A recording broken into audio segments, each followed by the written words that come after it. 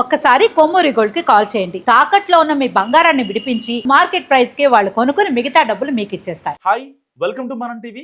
నంద్యాల జిల్లా ఆత్మకూరు చెందిన కోవబన్ వ్యాపారి షేక్ బాషా గుండెపోటుతో మృతి చెందారు.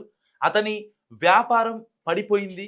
సో ఈ వ్యాపారం కోసం ప్రత్యేకంగా ఆయన గేదెలు ఆటో కొనుగోలు చేసి సుహానా సమయ మిల్క్ డైరీ పేరుతో పాల ఉత్పత్తి చేసేవారు. వ్యాపారం ఆగిపోవడంతో అప్పులు తీర్చే మార్గం లేక మనోవేదనకు గురై గుండెపోటుతో మరణించారని కూడా వాళ్ళ కుటుంబ సభ్యులు చెప్తున్న పరిస్థితి. సో దీనిపై మరింత సమాచారం మా ప్రతినిధి చార్మి అందిస్తారు. చార్మి, అసలు ఏం జరిగింది? ఆ భాష ఎలా చనిపోయారు? ఏంటి అసలు ఈ కోవబన్ ఇష్యూ ఏంటి? ఎస్ మనోజ్, ఆత్మకూరులోని నియోజకవర్గంలో అయితే భాష అనే ఒక ఆయన ఉండేవారు. ఆయన గత కొన్ని సంవత్సరాల నుంచి, అంటే ఈయన ఒక్కరే కాకుండా వాళ్ళ నాన్నగారు కూడా ఈ కోవా బన్ వ్యాపారం మీదనే వాళ్ళ రోజువారీ జీవితం గడుస్తుంది. అయితే ఆయన మేడారం జాతర దగ్గర జరిగిన ఇన్సిడెంట్ ఏదైతే ఉందో, అంటే అక్కడ జరిగిన దానికి సంబంధించి ఆ రోజు నుంచి ఇప్పటి వరకు, అంటే దానివల్ల ఎన్నో వివాదాలు చేసినప్పటికీ కూడా ఎంతో మందికి అవగాహన కలిగింది. అంటే కోవా బన్లో ఏదో కలుపుతున్నారు, ఏదో తేడాగా ఉంది అనే విషయం బయటకు వచ్చింది. అది బయటకు రావడంతో ప్రజెంట్ అందరూ కూడా కోవా బన్ని బాయ్కాట్ కోవా బన్ అన్నట్టుగా నడుస్తుంది. మరి ఈ బాయ్కాట్ కోవా బన్ కి సంబంధించి గత 15 రోజుల నుంచి ఆయన తిండి తికానా మానేసి కంప్లీట్గా అసలు ఏమీ తినకుండా ఏమీ తాగకుండా ఆయన ప్రాణాల మీదకి తెచ్చుకున్నారు. అయితే ఇందులో అంటే బాధాకరమైన విషయం ఏంటో తెలుసా మనోజ్, ఆయనకి అప్రాక్సిమేట్లీ ఒక 4-5 బర్రెలు ఇవన్నీ కూడా ఉన్నాయి. అదే కాకుండా ఆయన దానికి సంబంధించి ఒక పాల కేంద్రం మెయింటైన్ చేస్తూ ఆయన సొంతంగా తన కోవా తయారు చేసుకుంటున్నారు. ఈ కోవా బన్ విషయంలో ఏమైందంటే నాసిరకం అమ్మే వాళ్ళకి పడాల్సిన వేటు కరెక్ట్గా పడింది. కానీ ఇప్పుడు దీనివల్ల ప్రాబ్లం ఏంటంటే ఆత్మకూరులోని ఒక ఏరియాలో, ఆ నియోజకవర్గంలో అప్రాక్సిమేట్లీ ఒక 20 నుంచి 30 ఫ్యామిలీల వరకు ఈ కోవా బన్ అమ్ముకొనే బతుకుతున్నాయి. ఆ బతకడం వల్లనే ఆ భాష అనే వ్యక్తి గత కొద్ది రోజులుగా ఆందోళన, అమ్మ ఆయనకు అప్పులు ఉన్నాయి, 2 కూతుర్లు, వాళ్ళకి ఫ్యూచర్లో పెళ్లి చేయాలి, వాళ్ళకి సంబంధించి ఆవేదన, ఆయనకి ఇంటికి సంబంధించి, అదే విధంగా ఆయన వ్యాపారానికి సంబంధించి ఆ కోవా బన్ మీద ఆయన నిజంగా బతుకుతున్నాడంటే ఎస్, నిజంగానే వాళ్ళ ఫ్యామిలీ అంతా కూడా ఆ 10 రూపాయల కోవా బన్ మీదనే బతుకుతుంది. ఎందుకంటే ఇంట్లోనే కోవా తయారవుతుంది కదా మనోజ్, బర్రెలు ఉన్నాయి. అదే విధంగా షుగర్ ఎంత కాస్ట్ ఉంటుంది, మహా అంటే కేజీ 50 రూపాయలు 40 రూపాయలు ఉంటుంది ఆఫ్ కోర్స్. సో దానివల్ల ఆయనకు పెద్దగా అంటే ఆ మనీ ఎక్కువగా ఖర్చు అవ్వలేదు. సో ఆ బర్రెలకు సంబంధించి ఫుడ్కి అంతా ఖర్చు పెట్టినప్పటికీ కూడా ఆ పాల దగ్గర ఆయనకు ఎక్కువగా ప్రాబ్లం రాలేదు. ఇక మెయిన్ థింగ్ ఏంటంటే బన్నులు హోల్సేల్లో తీసుకునేవాడట బన్నులు. అది ఇంకోటి ఏంటంటే ఆయన దానిపైన డేట్ మనస్తాపానికి గురయ్యారు ఎన్నో రోజులుగా. దాదాపుగా మేడారం జాతర అయిపోయిన తర్వాత మనం అబ్జర్వ్ చేయొచ్చు. సో అక్కడ కొంచెం జరిగిన కాన్సిక్వెన్స్ తర్వాత ఎవరి వర్షన్ ఎలా ఉందనేది కొద్ది రోజుల్లో దానికి సంబంధించిన ప్రొసీజర్స్ బయటకు వచ్చే అవకాశం ఉంది. కానీ ఇక్కడ అతన్ని వ్యాపారం సరిగ్గా చేసుకుని ఇవ్వట్లేదు. అక్కడ వాళ్ళెవరో వచ్చి అసలు నువ్వు కరెక్టా కాదా అని చెప్పి మాట్లాడుతున్నారనే వాదనలో, వీటన్నిటి తర్వాత ఆయన మనస్తాపం చెందడం, ఇదంతా అంటే ఒక కన్స్ట్రక్షన్ వేలో జరిగింది అనుకోవచ్చా, లేదంటే మీడియా చేస్తున్న ఇది అనుకోవచ్చా?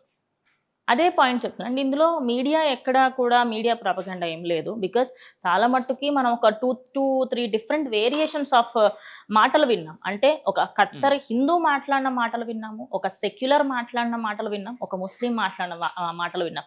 ఈ మూడిట్లో కూడా మీరు మా పొట్ట కొడుతున్నారు అనే ఏకైక రీజన్ చాలా స్ట్రాంగ్గా వెళ్ళింది. సో మీరు అన్నట్టు ఖచ్చితంగా అక్కడ ఉన్న ఆయన మాత్రం మనస్తాపానికి గురయ్యే చనిపోయాడు.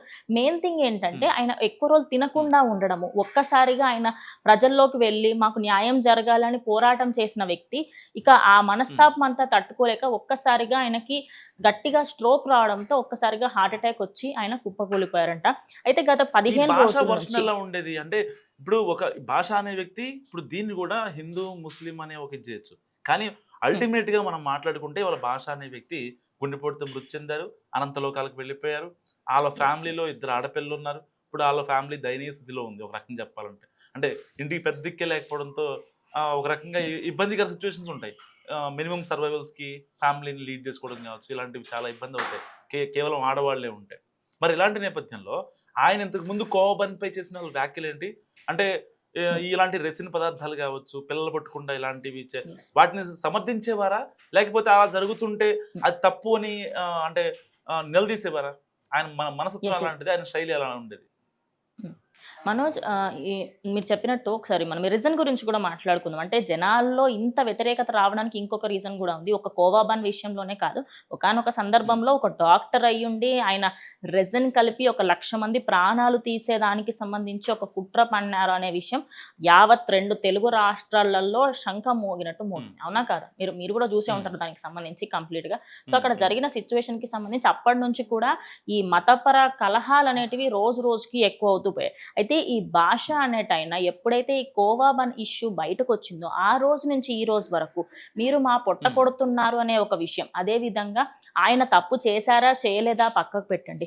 మా సైడ్ ఎంతో మంది నిజంగా మేము ఇంట్లోనే తయారు చేసి పెడుతున్నాము. మరి వాటి గురించి ఎందుకు మాట్లాడట్లేరు? ఇప్పుడు ఎంతో మంది నిజంగా అంటే మనం డే టు డే లైఫ్‌లో మనోజ్ 10 రూపీస్ కోవా బన్ కాదు. మీరు ఎప్పుడైనా ఒక రూ. 30, రూ. 40 బయట కోవా బన్ అమ్ముతారు.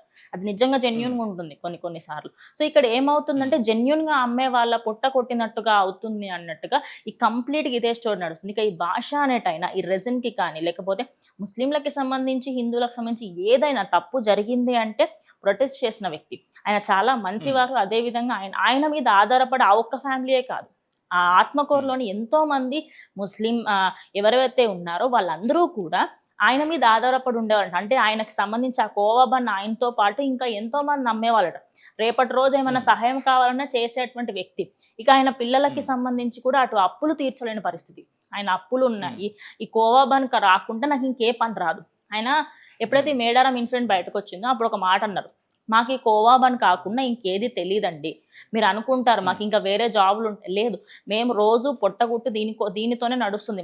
మా చక్రం ఏదైతే ఉందో, మా గాడి ఏదైతే ఉందో అది దీనితోనే నడుస్తుంది. అది నడవట్లేదు అంటే ఖచ్చితంగా ఈరోజు మా పొట్టగొట్టిన వాళ్ళు అవుతున్నారు. సరే దీనికి సంబంధించి ఇది ఎక్కడికో వెళ్ళింది. అంటే సిచ్యువేషన్ అక్కడ నాసిరకంగా తప్పుడుగా అందులో పురుగులున్నాయనో ఏదో ఒక రీజన్ వల్ల స్టార్ట్ అయినప్పటికీ అది కాస్త మతపర కలహాలు దాని తర్వాత ఇంకా ఇంకా ఇంకా ముందుకు వెళ్ళింది. కానీ ఇప్పుడు చూసుకుంటే చాలా మంది ప్రజెంట్ అక్కడ ఉన్న ఏరియాలో వాళ్ళు ఏమంటున్నారంటే గవర్నమెంట్ సైడ్ నుంచి మాకు కొంత గొప్ప మనీ ఇచ్చే ప్రయత్నం చేయండి. లేదు అంటే మేమందరం ఈ కోవా బన్ ఆపేస్తాం. మరి మాకు వేరే ఉద్యోగాలు ఇప్పియండి. ఎందుకంటే ఇప్పుడు కోవా బన్‌కి సంబంధించి చాలా మందిలో ఏంటంటే తినొద్దు, ఇంకా ముస్లింలు అమ్మితే అసలుకే తినకూడదు అనేది ప్రచారం ఎక్కువగా జరిగింది.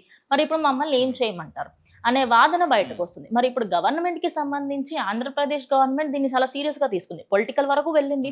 ఆఖరికి ఎంతో మంది పెద్ద పెద్ద వ్యక్తులు ఆయనను పిలిపించి మాట్లాడి డబ్బులు కూడా ఇచ్చే ప్రయత్నం చేశారు. అదే విధంగా ఇటు వీళ్ళకి కూడా ఈ భాష ఫ్యామిలీకి అదే విధంగా ఆత్మకూరుకు సంబంధించిన ఎంతో మంది ఒక రకంగా పొలిటికల్ టర్న్ తీసుకుంది అనుకోవచ్చా చార్మి? ఒక విధంగా ఎస్ చెప్పింది కరెక్టే మనోజ్. ఏంటంటే ఇది అటు ఇటు పోయి కంప్లీట్‌గా ఒక చక్రం తిరిగి మధ్యలోకి వచ్చి ఇప్పుడు పొలిటికల్ దగ్గర ఆగిపోయింది. దెన్ పొలిటికల్ సపోర్ట్ కోసం చేస్తున్నారా లేకపోతే వాళ్ళు దేనికోసం చేస్తున్నారా అనేది ఇంకా క్లారిటీ లేదు. కానీ అక్కడ జరుగుతున్న దాని ప్రకారంగా చూస్తే మాకు జాబులు ఇప్పియండి మరి. ఎందుకంటే మా జీవనోపాధి మీరు తీసేసుకున్నారు. మరి మాకు ఇంకొక ఆప్షన్ ఏంటి? అప్రాక్సిమేట్లీ గత 15 రోజుల నుంచి అంట మనోజ్ మీరు నమ్మరు వాళ్ళు అసలు బయటకు వెళ్ళట్లేదంట. రీజన్ ఇదే. అంటే బయటికి వెళ్తే మీ దగ్గర ఎందుకు కొనాలి? మీ దగ్గర కొంటే మీరు ఏం కలుపుతున్నారో తెలీదు. మీరు ఏం వేస్తున్నారో తెలీదు. మీరు రెజనే వేస్తున్నారో లేకుంటే ఇంకేమైనా వేస్తున్నారో ఏంటో అనేది చాలా మంది మాట్లాడుతున్నారు. ఇంకో విషయం ఇది రవ్వ బన్ అని ఇంకోటి ఉంటుంది. ఇది వేరే కాన్సెప్ట్ అన్నమాట. ఇంకా కోవా కాదు అది. కొంత గొప్ప కోవా ఉంటుంది. అందులో కొంచెం మన బాంబినో రవ్వ ఆ రవ్వ వేసి షుగర్ వేసి కలుపుతారు. అది కూడా సేమ్ కోవాలానే ఉంటుంది. సో ఈ 2 డిఫరెంట్ సెట్ ఉన్నాయి.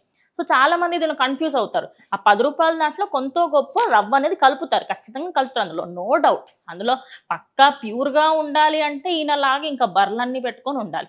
కానీ ఇక్కడ మొత్తం పొలిటికల్గా మాకు సపోర్ట్ ఇవ్వండి. ఎట్ ద ఎండ్ భాష చావు ఇప్పుడు కంప్లీట్‌గా ఎలా దారి తీసిందంటే సరే ఆయన హార్ట్ అటాక్‌తో చనిపోయినప్పటికీ కూడా కారణం అయితే ఆయన వ్యాపారం సరిగ్గా కొనసాగట్లేదు కాబట్టి ఆయన చనిపోయారు. సో ఆయన ఫ్యామిలీకి ఎవరు మద్దతు తెలపాలి? ఆయన ఫ్యామిలీని ఎవరు చూసుకోవాలి? ఆ 2 అమ్మాయిలకి సంబంధించి ఎవరు పెళ్లి చేయాలి? మరి ఆంధ్రప్రదేశ్ గవర్నమెంట్ ఎలాంటి డిసిషన్ తీసుకోబోతుంది? బికాస్ ఇప్పటికే దీనిపైన చాలా చాలా చాలా దుమారం రేగింది. చాలా మంది నమ్మడం మానేశారు, కొనడం మానేశారు.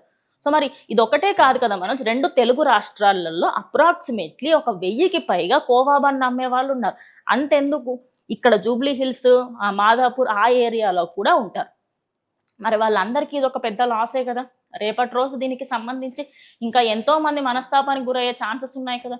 సో ప్రజెంట్ అయితే ఆంధ్రప్రదేశ్ గవర్నమెంట్ నుంచి అయితే ప్రజెంట్ ఈ కోవా బండ్ అమ్ముకునే వాళ్ళందరూ, ఆత్మకూరులో ఉన్న వాళ్ళందరూ కూడా అడగడం జరుగుతుంది.